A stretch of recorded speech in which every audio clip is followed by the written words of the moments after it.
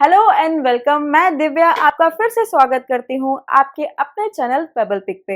आज फिर से हमारे साथ हैं संदीप सुहाग जी, जो कि सीईओ एंड फाउंडर हैं ओरका स्पोर्ट्स के, और आज वो हमारे साथ जुड़ रहे हैं हमारी ऑडियंस के सवालों के जवाब देने के लिए। तो चलिए शुरुआत करते हैं अपने पॉडकास्ट की। तो संदीप जी, हमें ये बताइए, जब आप रहते दुबई में हैं, तो आपने इंडिया और यूएई को छोड़ के कंपनी यूएस में क्यों रजिस्टर करी?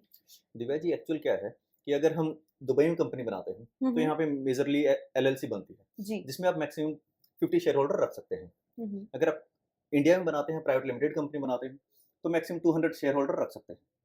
लेकिन यूएस में जैसे मैंने कॉर्पोरेशन रजिस्टर किया है तो वहाँ पे कोई लिमिट नहीं है। मैं जितने चाहूँ उतने शेयर होल्डर रख सकता हूँ। अगर ओके। मुझे बड़े इन्वेस्टर नहीं मिलते जी। तो मैं छोटे छोटे इन्वेस्टर्स के पास जाके अपना एक एक शेयर या 1-1% या 0.001% भी अगर किसी को देना चाहूँ तो मैं ओपन हूँ वो देने के लिए। Got it. तो सर हमें ये बताइए, ऑर्का स्पोर्ट्स का विजन क्या है और ये ग्लोबल स्पोर्ट्स इंडस्ट्री में कैसे रेवोल्यूशन ला रहा है? दिव्या जी, अभी तक हम देखते हैं जितने भी एथलीट्स हैं वो आज के दिन फाइट करते हैं मेडल्स के लिए। जी। मैं चाहता हूँ वो मेडल के साथ साथ वेल्थ के लिए फाइट करे ताकि वो यहाँ से अर्निंग कर सके और अपनी फैमिलीज को सिक्योर कर सके। ग्रेट। सर मैं जानना चाहूंगी कि ओरका स्पोर्ट्स फेस्टिवल में कौन कौन सी खेल और गतिविधियां शामिल हैं? दिव्या जी, हमारे 3 मेजर स्पोर्ट्स हैं जी। जिनको हम लीग के थ्रू लोगों के सामने लेके आ रहे हैं, जिसमें कबड्डी, सर्कल कबड्डी और रेसलिंग है। और इसके अलावा 15 और गेम्स हैं जो आप हमारी साइट के ऊपर जाके देख सकते हैं। orcasports.com पे, राइट? तो संदीप जी, मेरा अगला सवाल इसी से जुड़ा है। क्या वर्ल्ड कबड्डी फेडरेशन या वर्ल्ड रेसलिंग फेडरेशन आपको इसकी परमिशन देगा? दिव्या जी, एक्चुअल हमें वर्ल्ड कबड्डी फेडरेशन या वर्ल्ड रेसलिंग फेडरेशन से परमिशन लेने की जरूरत ही नहीं है। क्यों? क्योंकि हमारा फॉर्मेट बिल्कुल अलग है। ना हम कबड्डी की तरह कबड्डी खेल रहे हैं, ओके। ना हम रेसलिंग की तरह रेसलिंग खेल रहे हैं। क्योंकि हमारा फॉर्मेट, हमारा ग्राउंड, हमारी कॉस्ट्यूम सब कुछ अलग है। तो उसके रूल्स उनकी तरह नहीं है? नहीं, उनमें ओके। बहुत सारा चेंज है ओके। और उसके लिए हम यूएस के अंदर पेटेंट अप्लाई कर चुके हैं। ओके, तो वो आपके अपने रूल्स है। ओरका स्पोर्ट्स के अपने रूल्स होंगे, राइट? यस। ओके सर, मुझे ये बताइए, आपकी तीनों लीग्स में आपने बताया जैसे 8-8 टीम्स हैं, तो आपके पास इनके 24 ओनर्स रेडी हैं? दिव्या जी, एक्चुअल हमें रेडी करने की जरूरत नहीं है। ऐसा क्यों? जैसा हम मार्केट में देखते हैं जी। कि अगर डिमांड ज्यादा है और सप्लाई कम है जी जी तो रेट जी। बढ़ जाते हैं। जी। तो हम एक कंट्री में, एक लीग में सिर्फ एक ही ओनर को ले रहे हैं। ओके। अगर हम जैसे इंडिया का एग्जांपल लें हम्म। तो कबड्डी में हम सिर्फ एक ही ओनर को इंडिया से लेंगे।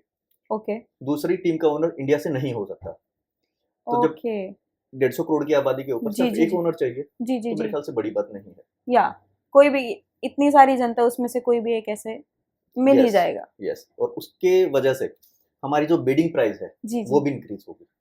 जो कि हमारे लिए अच्छा है। यस। तो सर आप मेरे को एक चीज बताइए, आपको क्यों लगता है कोई आपसे टीम क्यों खरीदेगा? दिव्या जी, ये प्रॉफिटेबल बिजनेस है।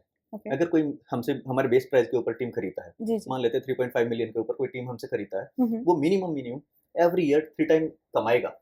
यानी वो 10 मिलियन हमसे अर्न कर रहा है। ऐसा ग्राफ आपने बना रखा है, right? Yes. Okay great. Sir मेरा अगला सवाल है प्लेयर्स से जुड़ा हुआ। क्या स्पोर्ट्स फेडरेशन प्लेयर्स को आपकी लीग में खेलने की परमिशन दे देगी? दिव्या जी, एक चीज मुझे बताइए, जी। कोई भी स्पोर्ट्स फेडरेशन किस बिहाफ पे रोकेगी? अगर कोई बॉक्सिंग का प्लेयर जी कबड्डी जी। खेलने जाता है तो क्या फेडरेशन को प्रॉब्लम होगी? मुझे तो नहीं लगता। उसी तरह हमारा भी गेम अलग है। और फिर भी अगर देते हैं जी। तो प्लेयर्स की प्रॉब्लम है, क्योंकि हमें ओके। सिर्फ 120 प्लेयर चाहिए जी। एक पूरी लीग के लिए। All over the world. Yes. Okay great. Sir बहुत देर से एक सवाल मेरे दिमाग में घूम रहा है, क्या ओरका स्पोर्ट्स फेस्टिवल सिर्फ एक स्पोर्ट्स इवेंट है? नहीं दिव्या जी, ये स्पोर्ट्स, हेल्थ, वेलनेस और इंटरटेनमेंट का ऐसा मिक्स कॉकटेल है जिसका कोई एक दिन भी मिस नहीं करना चाहेगा। ऐसा? पर सर एक बात बताइए मुझे, ऐसा कैसे पॉसिबल होगा? दिव्या जी, हमारा इवेंट 30 डेज का है, जी। उसमें 60 प्लस सेलिब्रिटी परफॉर्मेंस है। सर अगला सवाल बहुत इंटरेस्टिंग है और ये मेरा फेवरेट सवाल है, मैं बहुत देर से इसके लिए वेट कर रही हूँ। ऑर्का स्पोर्ट्स फेस्टिवल की प्राइस मनी क्या है? Divya ji, around 1.5 million dollars. Really? Yes. Sir मैं आपसे जानना चाहती हूँ, जब इतनी बड़ी स्पोर्ट्स लीग की बात हो रही है, तो मेरा अगला सवाल आपसे ये है कि ओरका स्पोर्ट्स को आप ओलंपिक पे ले जाने का या ओलंपिक के लेवल पे ले जाने का सपना देखते हैं? Divya ji, first of all Olympic 4 साल में एक बार होते हैं। हमारा जो फेस्टिवल है वो हर साल होगा। ओके। दूसरा, ओलंपिक 12 से 16 दिन तक चलता है। जी जी। हमारा इवेंट 30 डेज चलेंगे। ओके, तो ये थर्ड थर्ड 1 महीने का लीग रहेगा पूरा। 1 महीने का पूरा फेस्टिवल रहेगा। ओके, लीग उसमें सिर्फ एक पार्ट है। इसलिए आप इसको स्पोर्ट्स ना लीग ना बोल के स्पोर्ट्स फेस्टिवल बुलाते हैं, राइट? यस, क्योंकि इसमें 15 और भी इवेंट्स हैं। ओके। या इसके अलावा थर्ड थिंग, ओलंपिक ने रिकॉर्ड क्रिएट किया था 2020 में, जी, जी। जिसमें 11,420 प्लेयर्स ने पार्टिसिपेट लिया था, हुँ। और हमारा टारगेट है कि हम फर्स्ट सीजन में उस रिकॉर्ड को ब्रेक करें। तो आप पहली लीग में ही पहले वो फेस्टिवल फेस्टिवल में ही आप वो रिकॉर्ड ब्रेक करना चाहते हैं। यस। Let's see. तो संदीप जी, जब सपने की बात छिड़ी है, तो मेरा अगला सवाल आपसे ये है कि आपको कभी ऐसा लगा कि आपका ये सपना कभी पूरा नहीं होगा? दिव्या, जिसको आप मेरा पागलपन कहिए या जुनून कहिए, हुँ, हुँ। मुझे कभी पिछले 10 साल में एक सेकंड के लिए भी ऐसा नहीं लगा कि ये इवेंट नहीं होगा। तो जुनून आपको आपका पागलपन सफलता की ओर लेके जाती है, जहाँ तक मेरा एक्सपीरियंस है। Let's see. सर, आप मुझे ये बताइए, अगर आपको कभी मौका मिले किसी जानी-मानी हस्ती के साथ डिनर करने का, तो वो व्यक्ति कौन होगा और आपके दिमाग में क्या सवाल होंगे उनसे पूछने के लिए? दिव्या जी, वो इंसान ललित मोदी होगा। ऐसा? यस। ऐसा क्यों? क्योंकि एक इंसान की सोच ने पूरी जी। स्पोर्ट्स इंडस्ट्री को बदल के रख दिया। रेवोल्यूशन ला दिया। यस। T20 उन्होंने ही शायद स्टार्ट किया IPL। था। आईपीएल। यस, आईपीएल की नींव उन्होंने रखी, और उसके बाद आप देखेंगे कि एक तरह से इंडिया, प्लेयर्स की वैल्यू बढ़ गई। नहीं, मैंने नॉट इन इंडिया, वो पूरी आज इंडिया पूरी क्रिकेट इंडस्ट्री को लीड कर रहा है। जी, जी, जी। और इंडिया का नाम है आज। सर, जब सक्सेस की इतनी बात हो रही है, तो आप मुझे ये बताइए कि सक्सेस को आप अपनी लाइफ में कैसे डिफाइन करते हैं? दिव्या जी, सक्सेस को डिफाइन करने के लिए आपको फेलियर का टेस्ट लेना बहुत जरूरी है। मैं एग्री करती हूँ आप इस चीज से। जितनी बार फेलियर को टेस्ट करेंगे, जी, आप उतनी बार अपने मंजिल के और करीब चले जाएंगे। क्योंकि सक्सेस से पहले फेलियर बहुत जरूरी है। बगैर फेलियर के सक्सेस हो ही नहीं सकता। जी। सर, अगर आपकी बात करें, अगर आपको किसी एक खेल में हिस्सा लेना होगा, तो वो कौन सा खेल होगा और आप उसको क्यों चुनेंगे?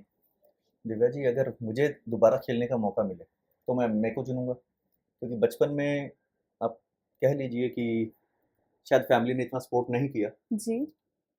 नहीं तो मेरे भी सपने थे कि मैं इंटरनेशनल लेवल पे जाके एमएमए फाइट करूं। तो आपको रेसलिंग में ज्यादा शौक है, right? Not MMA, MMA. Mixed martial art. तो मुझे इसका ज्यादा ज्ञान नहीं है, तो रेसलिंग और एमएमए डिफरेंट है, राइट? यस। ओके। सर, मेरा अगला सवाल आपसे ये है कि ओरका स्पोर्ट्स फेस्टिवल में प्रोफेशनल एथलीट्स ही पार्टिसिपेट कर सकते हैं या बिगिनर और फिटनेस लवर भी पार्टिसिपेट कर सकते हैं? Divya ji, ओरका sports festival beginners के लिए एंट्री है, प्रोफेशनल गेम्स में जाने के लिए, और प्रोफेशनल तो गेम में है ही। Okay, okay. सो बिगिनर्स भी इसको ट्राई कर सकते हैं। ट्राई नहीं, खेल सकते हैं उसमें। ओके। सर, मेरे को ये बताइए, एज ए एंटरप्रेन्योर आपकी सबसे बड़ी सीख क्या है? दिव्या जी, किसी भी काम को आप शुरू करें तो उसके खत्म होने की डेडलाइन बहुत जरूरी है, जो लास्ट टाइम मैंने स्किप कर दिया। और आपकी इस बार की डेडलाइन क्या है? दिव्या जी, हर हाल में 10 अक्टूबर 2026 से पहले हमारा फर्स्ट सीजन कंप्लीट हो जाएगा। तो मतलब अक्टूबर से पहले 10 अक्टूबर 2026 से पहले एक हमारा फर्स्ट। फेस्टिवल निकल जाएगा। यस। ओके। सर, मुझे आप ये बताइए, आपकी 10 साल की ओरका स्पोर्ट्स की जर्नी में आपको सबसे बड़ा सबक या सबसे बड़ी सीख क्या मिली है? दिव्या जी, मेरा 10 साल की जर्नी में सबसे बड़ा सबक है कि आपकी कंपनी में जितने भी डिसीजन मेकिंग पोस्ट हैं, उनके ऊपर वो इंसान होना चाहिए जिनका प्रॉफिट और लॉस आपकी कंपनी के साथ जुड़ा हुआ हो। ऐसा आपका मानना है या ये कंपनीज का ग्राफ ही ऐसा होता है? तो दिव्या जी, मुझे दूसरी कंपनीज के बारे में नहीं पता, मैं मेरी कंपनी का बता सकता हूँ। मैं भी नहीं जानती, इसलिए मैं आपसे पूछ रही थी। यस, इसीलिए मैं अपनी कंपनी में को फाउंडर्स को लेके आ रहा हूँ, ओके, ग्रेट। जिनका प्रॉफिट और लॉस मेरी कंपनी के साथ ही जुड़ा हुआ, ओह, जैसे मेरा जुड़ा हुआ है। ओह। सर, को-फाउंडर्स का जैसे आपने नाम लिया, तो मैं पूछना चाहूंगी, क्या आप को-फाउंडर्स और पार्टनर्स को अलग-अलग role like tech marketing, operations, as per game के लिए एक्टिवली ढूंढ रहे हैं? यस दिव्या जी, हमारी सर्च जारी है, और जैसे ही अच्छे लोग मिलेंगे जी, जी। वो एज अ को फाउंडर आपको मेरी टीम में दिखाई देंगे। सर, आप मुझे ये बताइए कि अगर कोई को-फाउंडर आपके साथ जुड़ना चाहता है, तो उसका इक्विटी या शेयर मॉडल क्या होगा? दिव्या जी, जो जितना इन्वेस्ट करेगा उतनी ओके, इक्विटी उसके पास ट्रांसफर हो जाएगी। ओके। तो ये इन्वेस्टमेंट के बेस पे आप इक्विटी प्लान करेंगे, राइट? यस। ओके। तो सर, आप मुझे ये बताइए कि अगर कोई को-फाउंडर या पार्टनर आपके साथ जुड़ना चाहता है, तो उसको सबसे बड़ा प्रॉफिट या फायदा क्या मिलेगा? दिव्या जी, फाइनेंशियल गेन के अलावा हम्म, नेम, फेम और इंटरनेशनल रिकॉग्नाइजेशन ओके। जितना मुझे मिलेगा उतना ही मेरे को फाउंडर्स को मिलेगा। तो ऑब्वियसली फेम भी मिलेगा फाउंडर्स को। यस। सर मेरे को आप ये बताइए कि अगर कोई ओरका स्पोर्ट्स में को फाउंडर बनना चाहता है तो वो आपसे कैसे कांटेक्ट कर सकता है? जी सिंपल है, हमारी मेल पे वो ईमेल कर सकता है orca4u पे, orca4u@gmail.com। तो अगर मैं चाहूँ तो मैं भी आपसे कांटेक्ट कर सकती हूँ, राइट? यस, आपको तो मतलब ईमेल करने की जरूरत नहीं है। Thank you sir. सर आप मेरे को ये बताइए, जब को फाउंडर्स की बात चली है तो मैं ये पूछना चाहूंगी कि ओरका स्पोर्ट्स में को फाउंडर्स को डिसीजन मेकिंग की फ्रीडम मिलेगी? दिव्या जी, मैटर ये करेगा ही नहीं कि मेरे को फाउंडर के पास 1% इक्विटी है ओके। या 10% है। अगर उसके पास 1% इक्विटी है तो जी। भी उसके पास डिसीजन मेकिंग की पावर उतनी ही होगी जितनी मेरे पास है। तो ये आपका कंपनी रूल आप कहना चाहेंगे, right? Yes. Okay, thank you sir. मेरा अगला सवाल आपसे ये है कि ओरका स्पोर्ट्स के इन्वेस्टर और पार्टनर्स के लिए आरओआई का कोई एस्टिमेट फिगर बता सकते हो? दिव्या, जैसे मैंने आपको बताया कि हम्म, हमारी डेडलाइन है 10 अक्टूबर 2026। या तो उससे पहले हमारी जो कंपनी की टर्नओवर होगी वो जी जी 200 मिलियन क्रॉस करेगी। ऐसा? करना पड़ेगा। Okay, got it. तो आपका विजन इतना है, राइट? यस। Thank you. तो सर मेरे को ये बताइए आप कि स्ट्रेटेजिक पार्टनर और को फाउंडर्स की मदद से ओरका स्पोर्ट्स को $1 बिलियन ब्रांड बनाने में कितना टाइम लगेगा? दिव्या जी, हमारा टारगेट है कि हम 2030 में हम्म। 1 बिलियन क्रॉस कर जाएंगे। तो आज से एग्जैक्ट 5 साल बाद, right? Yes, 4th season. Okay sir, मेरा आखिरी सवाल आपसे ये है कि एक ग्रोइंग स्पोर्ट्स बिजनेस के लिए सबसे जरूरी लीडरशिप स्किल्स कौन सी हैं? दिव्या जी, स्पोर्ट्स बिजनेस के लिए नहीं, हर बिजनेस के लिए एक ही स्किल सबसे जरूरी है, हम्म। Never ever quit.